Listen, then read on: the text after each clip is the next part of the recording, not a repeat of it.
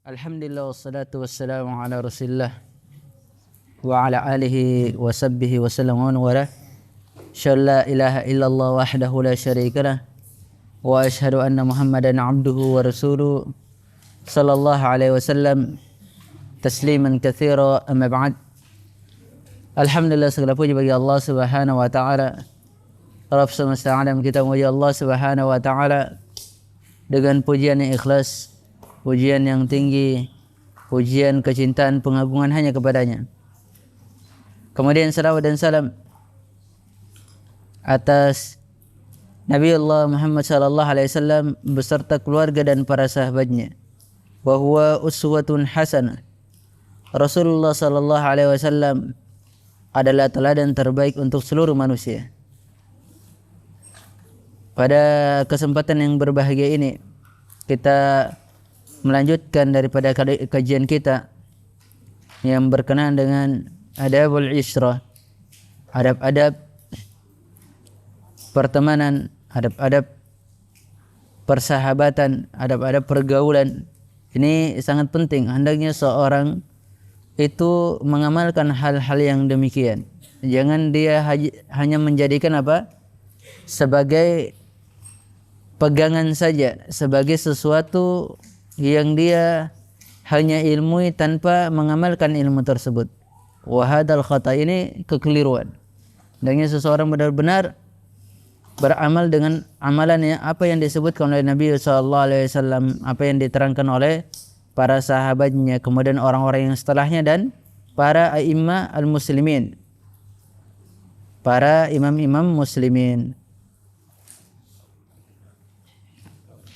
Qala musannif rahimahullah ta'ala Abul Barakat, beliau mengatakan tarkul istighfaf, meninggalkan untuk merendahkan saudaranya,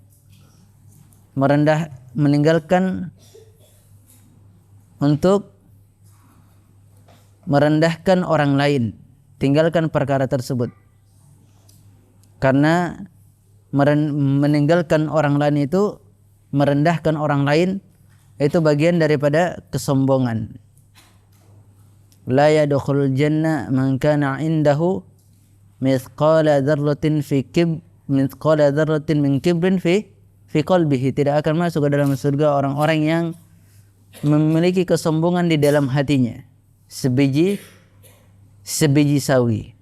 Ia tidak akan masuk ke dalam surga. Bahkan Syekh Sa'ad Nasir As-Satri rahimahullah hafizahullah ta'ala itu mengatakan ketika menerangkan tentang hadis ini, ketika ada si fulan itu mengatakan antum seperti ini, antum begini dan begitu, demikian dalam bentuk perendahan, maka ini dianggap kesombongan. Kemudian beliau melanjutkan, wa minha tarkul istighfar bi ahadin minal khalqi. Di antara dari adabul isyrah adalah meninggalkan untuk merendahkan seseorang dari makhluk yang ada, siapapun orangnya, baik orang tersebut dia tidak suka dengannya di antara kaum muslimin, ataupun dia menyenanginya, atau bahkan selain daripada kaum muslimin. Di sini minal khalqi, ini menunjukkan seluruh makhluk.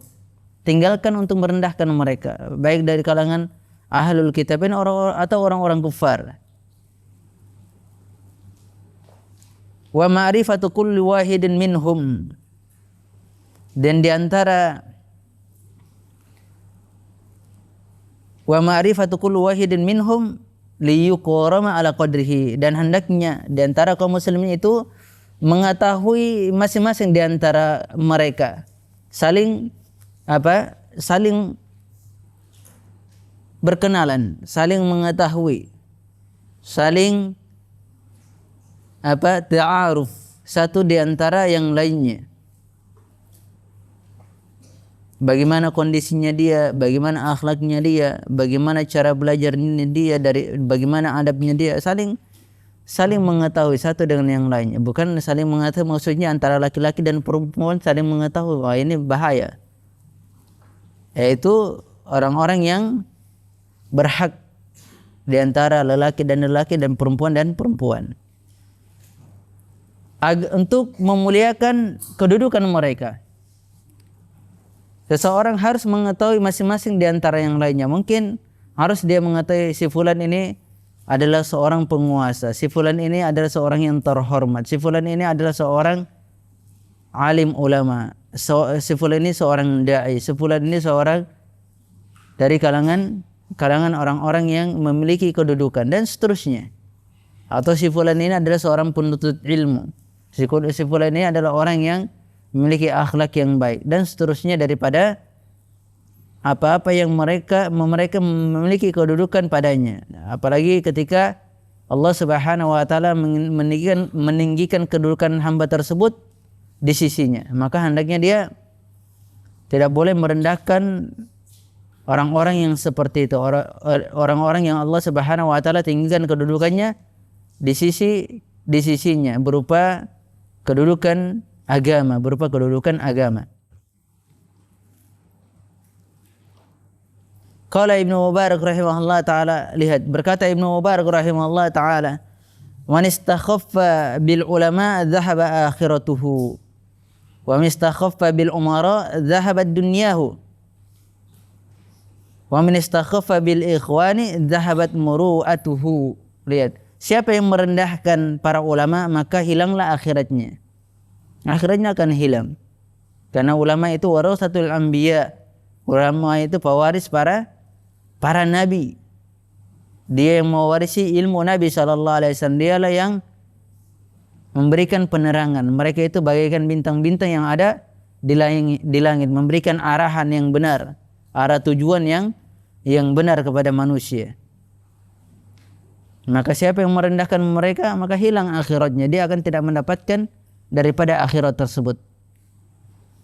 Ulama itu memberikan arahan yang tepat, jalan yang benar setelah sepeninggalan Nabi SAW.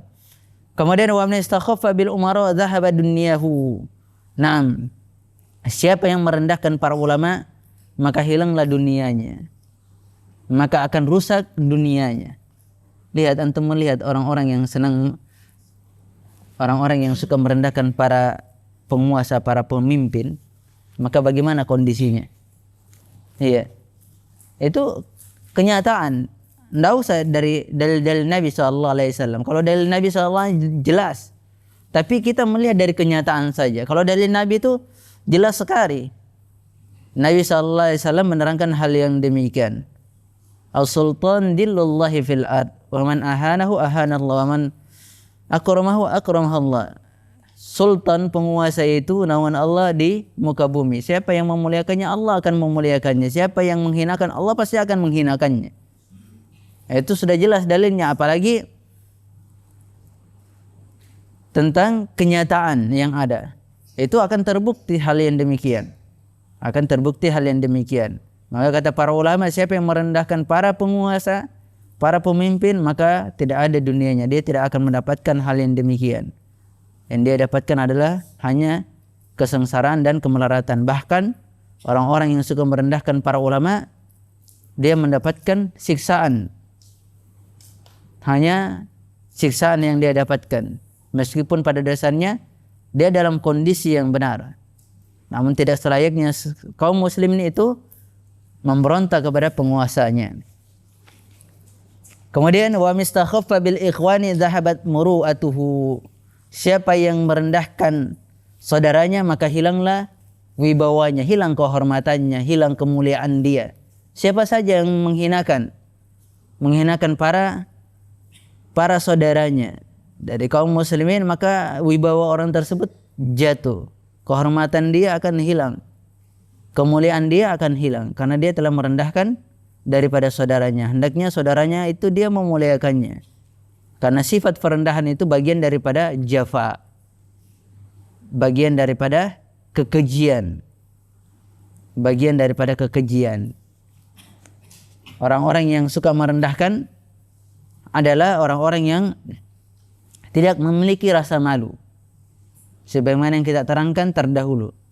Karena sifat malu ini harus benar-benar terpatri pada diri seorang mukmin. Malu itu bagian daripada keimanan. Nabi SAW bersabda, al-haya'u minal iman. Malu itu bagian daripada iman. Wal imanu fil jannah, keimanan itu di surga. Wal bada'a minal jafa wal jafa'u finnar.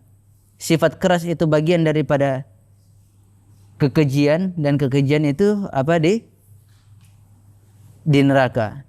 Sifat keji itu bagian daripada kekerasan, dan sifat keras itu bagian tempatnya di neraka. Seperti itu. Kemudian di sini diterangkan ucapan Fudail bin Iyad rahimahullah taala. Beliau mengatakan an-nasu salasa. Manusia itu ada 3. Manusia itu ada 3.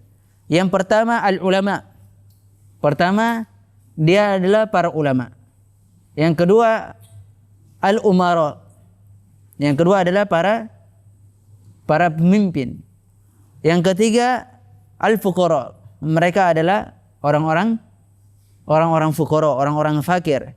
Fa idza fasadal umara fasadal ma'ashi. Apabila rusak pemimpin tersebut, maka rusaklah kehidupan.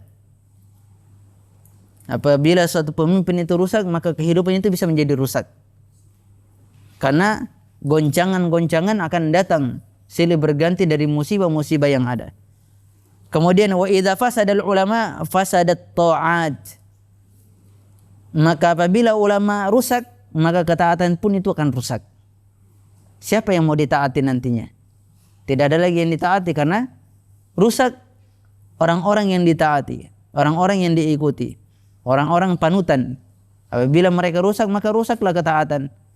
Maka lihat, antum melihat ulama-ulama usuk, ulama-ulama yang jelek yang mengajak kepada dhalalah. Lihat apa yang terjadi pada pengikut-pengikutnya. Maka ketaatan kepada Allah Subhanahu wa taala rusak pula. Tidak ada ketaatan kepada Allah. Orang-orang yang dianggap para ulama tapi mengajak kepada kesyirikan, mengajak untuk menyembah selain Allah Subhanahu wa taala, untuk beribadah selain Allah Subhanahu wa taala, maka rusak pula hal yang demikian. Maka rusak pula hal yang demikian. Ketaatan tidak ada, maka rusaklah ketaatan itu kepada Allah Subhanahu wa taala, karena ulama yang dianggap alim ulamanya itu telah rusak. Kemudian kata beliau yang terakhir, fa idza fasadal fuqara fasadal akhlaq. Apabila orang-orang fuqara itu telah rusak, maka sudah tidak punya akhlak dia. Rusak pula akhlaknya. Maka rusak pula akhlaknya. Masya Allah. Ini dikeluarkan oleh Abu Nuaim. Dikeluarkan oleh Abu Nuaim rahimahullah ta'ala fi fadlil adilin, dalam kitab keutamaan orang-orang yang adil. Keutamaan orang-orang yang adil. Ini pelan-pelan ikhwah. Seseorang apabila dia berselisih, ini intinya ini menjaga kita untuk tidak berselisih. Meskipun perselisihan itu pasti terjadi. Tapi bagaimana caranya? Di dalam perselisihan itu dia tetap memuliakan saudaranya, dia tetap menghormati saudaranya. Begitu ikhwah. Itu antum harus perhatikan ini. Perselisihan itu pasti terjadi. Al-khilaf labud an yaqa. Perselisihan harus terjadi dan pasti terjadi. Falabud. Maka oleh sebab itu membentenginya dia dengan apa? Sunnah-sunnah Nabi SAW. Membentengi dia dengan apa? Apa yang telah ulama berpengalaman padanya. Apa yang ulama telah sampaikan dari kehidupan mereka. Kemudian mengikuti generasi orang-orang terbaik, yaitu para sahabat dan setelahnya. Oleh sebab itu mempelajari ini adalah untuk membentengi kita dari perselisihan. Sudah kita jauh hari, bertahun-tahun lamanya, kita menjadi seorang yang bersaudara, namun hanya permasalahan kecil, waduh, sudah tidak ada lagi persaudaraan. Padahal dia tidak mengetahui persaudaraan itu lebih mulia daripada persahabatan. Persaudaraan itu lebih mulia daripada persahabatan, pertemanan. Ini bukan hanya ikhwah saja, akhwat itu paling rawan sekali. Apalagi rawannya itu cepat sekali baku bombe, sangat cepat sekali ya. Perempuan itu sangat rawan. Kenapa rawan bagi seorang wanita? Karena lebih mendahulukan perasaan daripada akalnya. Lebih mendahulukan perasaannya daripada akalnya. Oleh sebab itulah ini harus diberi tanbih bagi para wanita. Itu harus diberi tanbih mereka.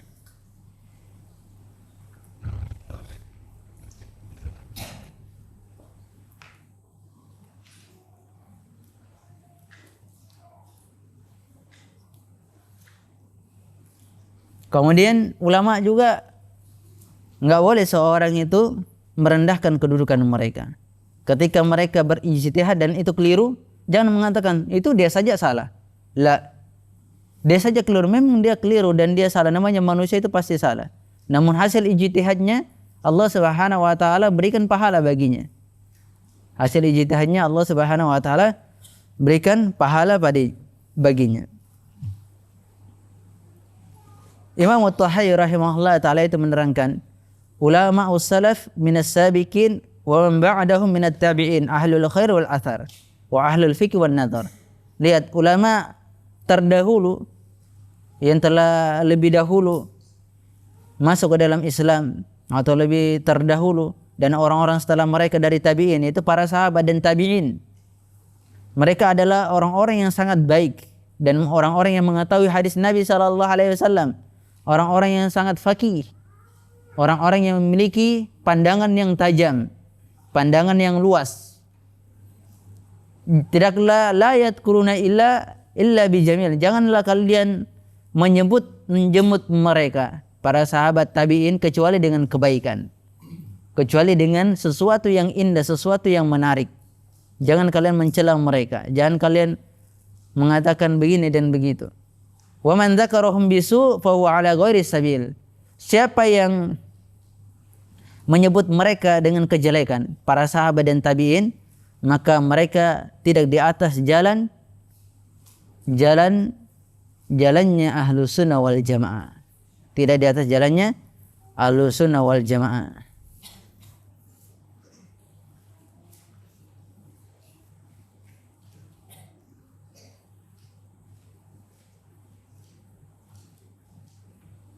Bahkan Ja'far bin Sulaiman itu mengatakan dari ucapan Malik bin Dinar. Beliau mengatakan, kafa bil mar'i syarran alla yakuna salihan wa huwa yaqa fi salihin. Cukuplah seorang itu dikatakan buruk yang dia itu bukan orang soleh. Apa dia bukan orang soleh? Yaitu menjatuhkan kehormatan orang-orang soleh. Menjatuhkan kehormatan orang-orang soleh.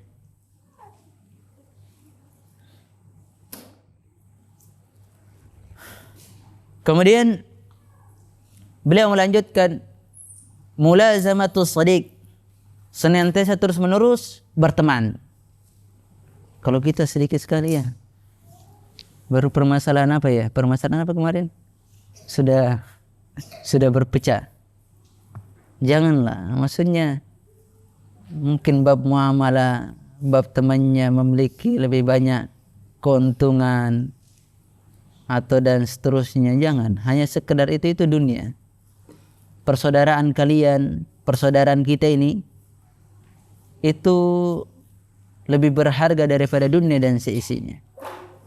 Pertemanan, persahabatan, persaudaraan itu lebih bernilai di sisi Allah Subhanahu wa taala dunia daripada dunia dan seisinya. Kelak bisa jadi teman yang antum benci, kemudian pada akhir hayatnya antum suka terhadap dia, dan ternyata teman itu membantu antum menjadi syafaat kelak pada hari kiamat. menolong antum masuk ke dalam surga Allah Subhanahu wa taala.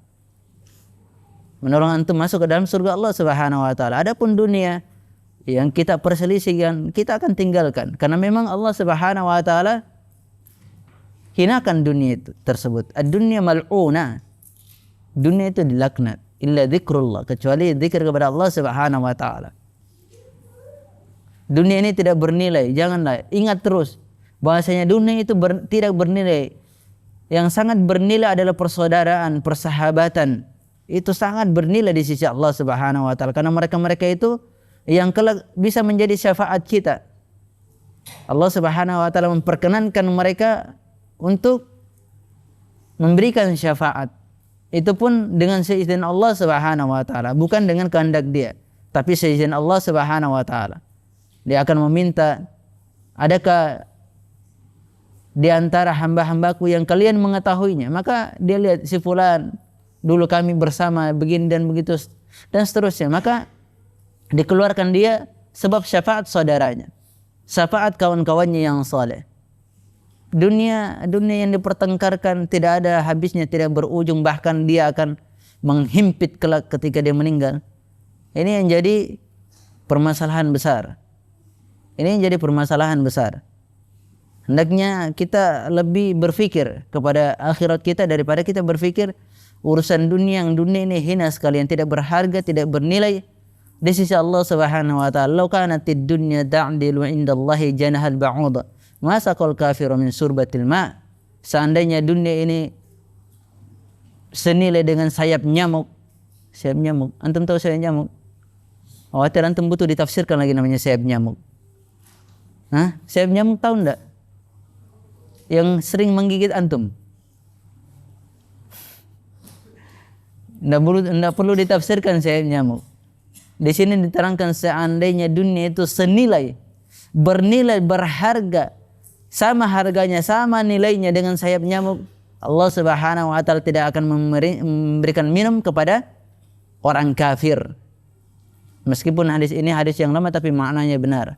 Karena di sana ada ucapan Ibnu Mas'ud atau Abi Mas'ud radhiyallahu an, itu dia mengatakan law kanatid dunya ta'dilu indallahi janahal ba'ud ma saqa fir'aun min surbatil ma. Seandainya dunia itu senilai, setara, seharga dengan sayap nyamuk, maka Allah Subhanahu wa taala tidak akan memberikan Firaun air meskipun seteguk, meskipun setetes. Jadi yang mana lebih bernilai? Saudara, persaudaraan atau dunia? Hah? Persaudaraan. Saya mau uji antum. Coba saya tes. Iya. Ini dunia. Dunia ini anggaplah miliknya antum setengahnya. Kemudian ini saudaranya antum. Saudaranya antum yang sangat melarat. Sangat benar-benar tidak punya apa-apa. Tapi antum sangat benci sekali. Tidak ada yang antum benci kecuali dia bencinya pol. Benci, lebih benci dari pokoknya, lebih benci dari segalanya. Ketika dia meminta antum berikan enggak? Hah? Hah? Betul. Antum berikan, betul. Itu kenyataan. Nanti ketika kenyataan terjadi, berikan enggak temannya antum yang antum bombe? Karena kita juga mengeluarnya lebih dulu. Ah? Kenapa? Ini ujian loh ikhwah. Ujian ini bisa jadi kenyataan. Karena kenapa? Kadang ada saudara kita yang kita tidak senangi. Ternyata dia butuh sekali bantuan kita, sementara kita bisa membantu dia. Namun kita enggan untuk membantunya karena ada kebencian terhadap dia, padahal dia dulu adalah saudara kita. Ini betul-betul terjadi di fil waqi', terjadi dalam kehidupan. Betul enggak antum bisa mengamalkan hal demikian? Atau hanya sekedar kita jadikan ini sebagai wacana saja? Hanya sekedar ilmu saja tanpa kita amalkan. Ini berat ikhwah, betul, sangat berat. Hampir jarang-jarang yang seperti ini kecuali bagi orang-orang yang Allah Subhanahu wa taala rahmati dia. Susah ikhwah. Orang yang benci antum, orang yang antum benci kemudian dia minta bantuan, kemudian antum bantu. Ini orang hati yang berhati ini adalah berhati emas.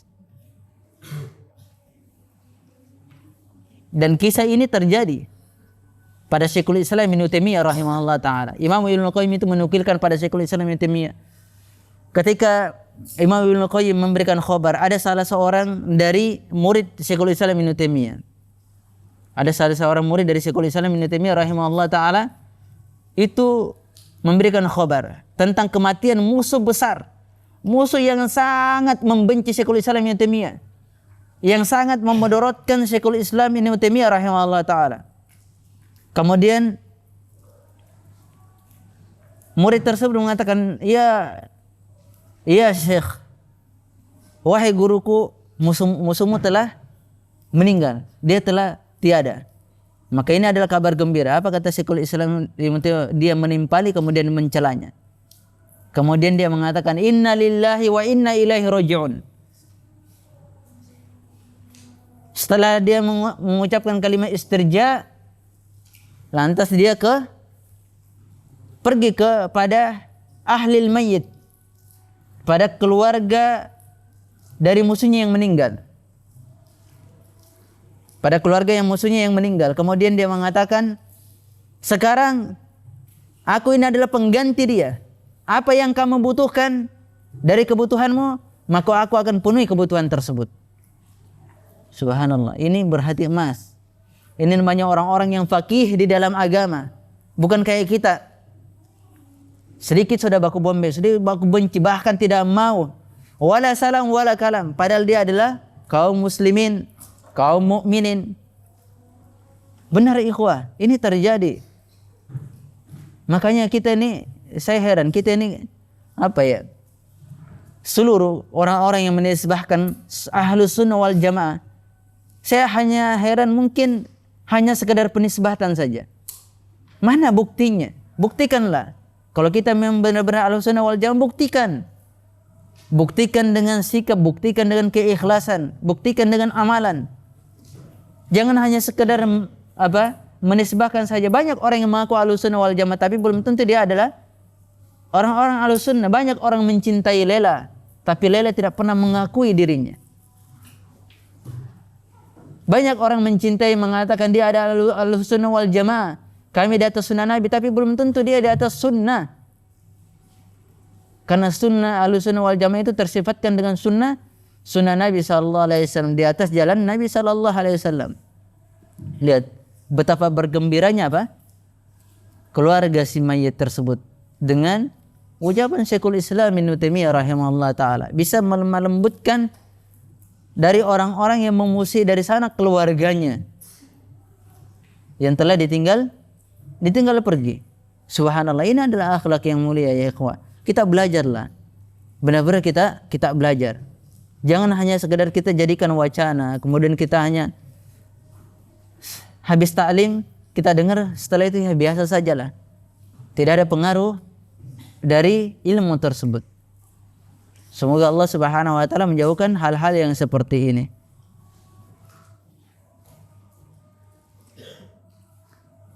Sampai jam berapa ini ikhwan? Jam berapa ini?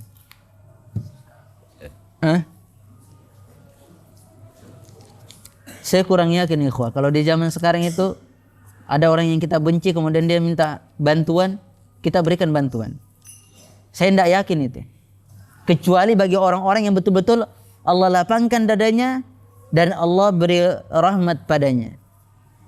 Bagi orang-orang yang Allah berikan rahmat padanya. Jangankan orang yang seperti itu, sesama kawannya saja loh, yang sudah akrab, sudah berjalan bertahun-tahun, ketika temannya minta bantuan, wah afwan saya tidak bisa. Padahal dia ada, tidak bisa aneh. Padahal subhanallah, betapa banyak rezeki yang Allah Subhanahu wa taala berikan kepada antum. Hanya sekadar seperti itu, kadang dia memutuskan tali pertemanan karena takut dipinjam-pinjami, takut dimintai tolong. Amat betapa bakhilnya kita seperti itu. Makanya Nabi SAW itu berlindung dari sifat bakhil. Karena sifat bakhil ini adalah min akhlaqi sayyi'ah. Termasuk daripada akhlak yang buruk. Bakhil, sifat bakhil itu aslu sifatil munafik. Dia adalah asal dari sifat orang-orang munafik. Itu sifat bakhil. Makanya Nabi SAW berlindung. A'udzubillahi minal bukhul. Aku berlindung kepada Allah dari sifat bakhil. Karena dia adalah sifat asal daripada sifat munafik. Para sahabat tabi'in itu kiram, karim sekali. Sangat dermawan sekali, sangat baik sekali mereka. Karena terdidik langsung dari orang yang manusia paling terbaik di muka bumi, itu Nabi SAW. Kita ini tinggal apalagi namanya jejak-jejak yang kita tidak jelas. Sampai adilah sama kita justru seperti itu kondisi dan keadaan kita.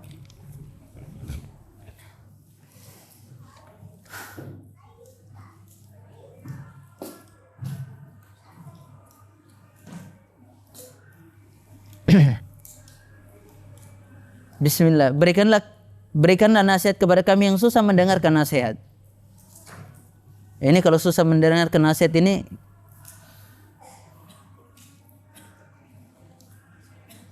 disebabkan apa? Hatinya keras. Ya. Hati itu terbagi 3. Ada hati yang sangat lunak. Hati sangat lunak ini ketika disirami dia tumbuh. Dia bagaikan apa? Di tempat yang sangat subur sekali. Tempat yang sangat subur sekali. Itu diperumpamakan dalam Al-Qur'anul Karim. Ketika dia disirami langsung dia tumbuh. Tanpa disirami pun dia tumbuh. Itu hati yang subur. Hati yang lembut. Ada hati yang dia seperti di tempat tandus. Disirami baru dia tumbuh. Wa qalbul marid. Dia adalah hati yang sakit. Kenapa dia sakit? Karena banyak melakukan kemaksiatan.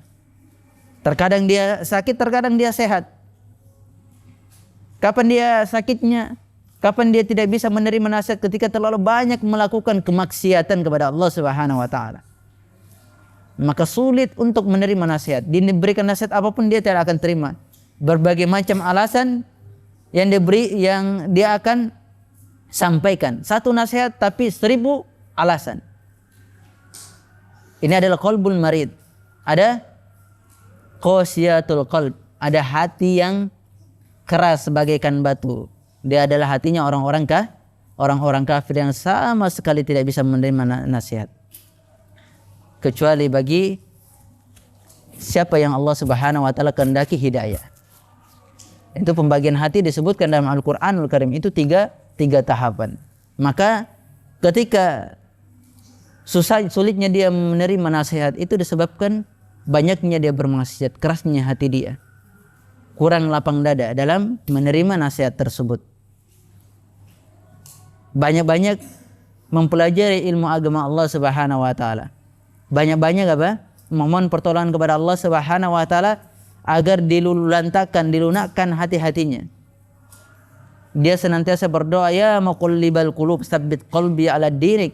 Wahai zat yang membolak-balikan hati, kokohkanlah hati hamba di dalam agama Engkau. Atau dia mengatakan dari doa Nabi SAW yang lainnya, Allahumma ati nufusana taqwaha. Ya Allah, berikanlah hati kami, jiwa-jiwa kami ketakwaan. Allahumma ati nufusana taqwa wa zakkiha, dan sucikanlah dia. Wa anta khairu man zakkaha. Engkaulah sebaik-baik yang memberikan kesucian. Engkaulah yang mensucikan, engkaulah yang membersihkan hati tersebut. Engkau yang mensucikannya. Wa anta waliyyu wa maulaha, dan engkaulah yang menguasai hati tersebut. Engkau yang menguasainya. Oleh sebab itulah banyak-banyak menuntut ilmu dan senantiasa berdoa kepada Allah Subhanahu wa taala agar dilapangkan hatinya agar dia bisa menerima nasihat tersebut dan tinggalkan kemaksiatan. Tinggalkan kemaksiatan ikhwah. Kemaksiatan itu membuat kerasnya hati seorang hamba. Kemaksiatan itu membuat kerasnya hati seorang hamba. Wallahu taala alam.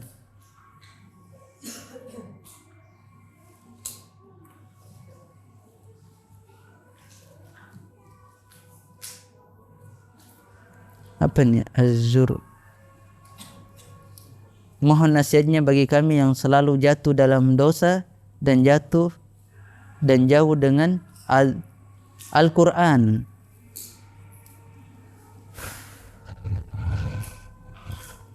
Iya, orang-orang yang senantiasa melakukan kemaksiatan, terjatuh dalam dosa, maka dia kembali kepada Allah Subhanahu wa taala.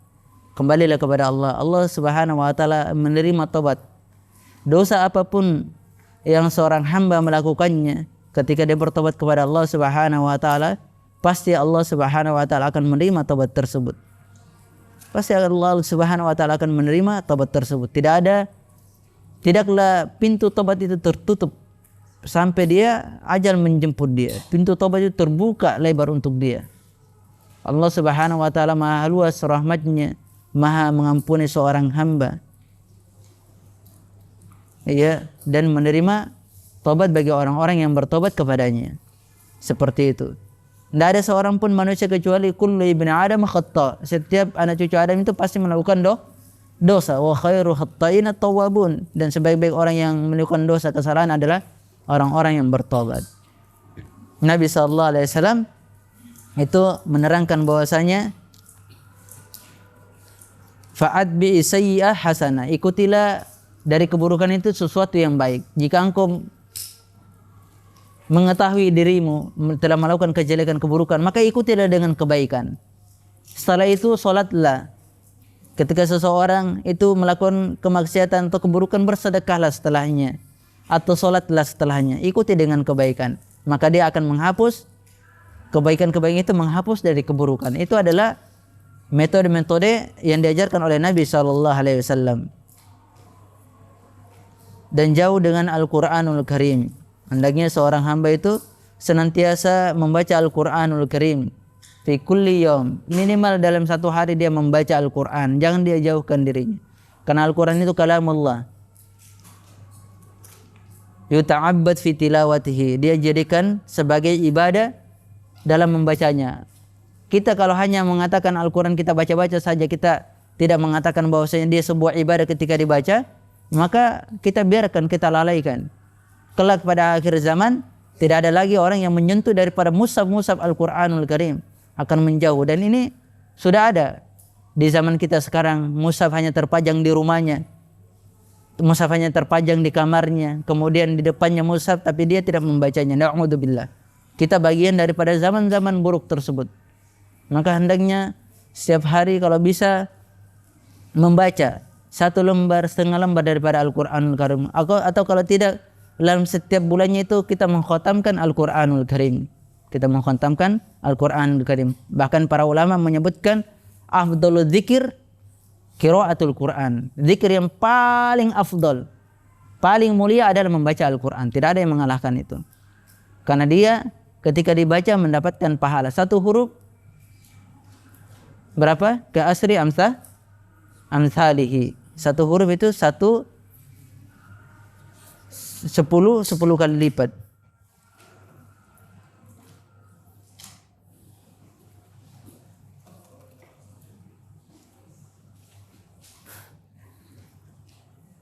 Kenapa hari Sabtu dilarang puasa?